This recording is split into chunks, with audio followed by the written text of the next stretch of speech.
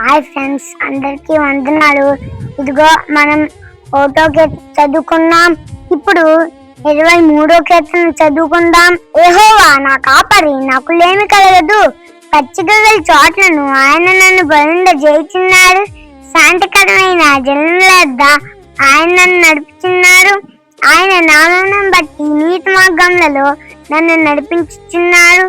గాఢంధకారపు లోయలో నేను సంచరించినను, ఏ అపాయమునకు భయపడను. నీవు నాకు తోడైయుందువు.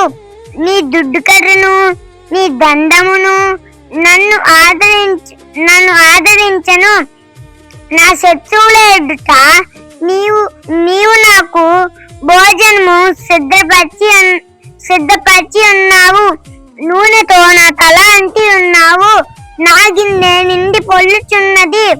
నేను బతుకు దినములన్నీయు కృపాసనములే నా వెంట వచ్చును.